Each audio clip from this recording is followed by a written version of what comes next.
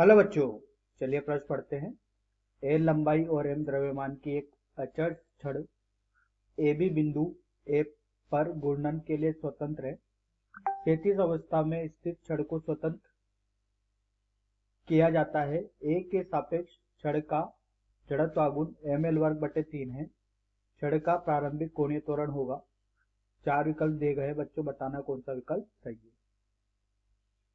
तो आइए बच्चों प्रश्न के लिए सर्वप्रथम मुख्य अवधारणा की चर्चा करते हैं। मुख्य अवधारणा और बच्चों इसी मुख्य अवधारणा के आधार पर प्रश्न हल किया जाएगा। तो देखिए बच्चों, यहाँ पर एक उचित मुख्य अवधारणा समझते हैं। तो देखिए बच्चों, यहाँ पर एक छड़ है जिसका द्रव्यमान m और लंबाई l है और इसको किलकित किया जाता है बच्चों एक बिंदु पर किनारे से। यहाँ से बच्चों इसको किलकित किया गया और एक स्वतंत्र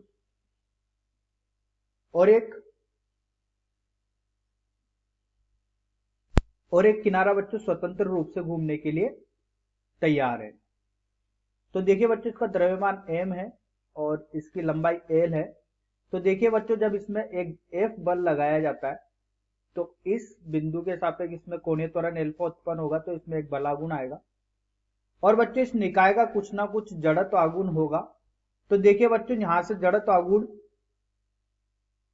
कोणीय त्वरण और बलागुण में जो संबंध होता है वो होता है टाउ बराबर आई अल्फा। हालांकि बच्चों जो यहां से बलागुण होता है, ये बलागुण होता है टाउ बराबर होता है बच्चों दूरी का सदिश गुणन बल के साथ। विस्थापन सदिश का सदिश गुणन बल के साथ होता है बच्चों। लेकिन बच्चों अगर इसको जड़त्व आगुण के रूप में लिखा जाएगा तो ये लिखा जाएगा टाउ बराबर आई अल्फा। एक संबंध होता है। तो आइए बच्चों देखिए बच्चों, इसमें एक बात और समझने लायक है, वो समझते हैं बच्चों। जिस अक्ष के परित बच्चों यहाँ पर जड़त्व आगुण लिखा जाता है उसी अक्ष के परित बलागुण लिखा जाता है। तो अगर ये छड़ इस अक्ष के परित घूम रही है बच्चों या इस बिंदु के परित घूम रही है, तो इस बिंदु के परित ही बच्चों यहाँ पर जड़त्व आगुण लिखा जाएगा और इस बिंदु के परित ही बलागुण लिखा जाएगा। तो ये अक्ष समान होनी चाहिए, जब जाके बच्चों ये संबंध लगा सकते हैं। अब देखिए बच्चों, यहां से बोला गया है कि ये एक बिंदु ए है और घूर्णन के लिए स्वतंत्र है। ए भी छड़ है, ठीक है, और क्षैतिज अवस्था में स्थित छड़ को स्वतंत्र किया जाता है। तो देखिए बच्चों, जब इसको स्वतंत्र किया जाएगा तो इसका जो यहाँ पर द्रव्यमान केंद्र के परित इसका भार mg नीचे की ओर लग रहा होगा। तो ये दूरी कितनी हो गई है बच्चों? ये दूरी l/2 हो गई है। मतलब इस भार की वजह से बच्चों इसमें एक बलागुण आएगा तो छड़ कुछ इस प्रकार से घूमेगी। अगर इसमें बलागुण आएगा और छड़ इस प्रकार से घूमेगी तो बच्चों यहाँ पर एक छड़ का इसके केंद्र के प्रति जो यहाँ पर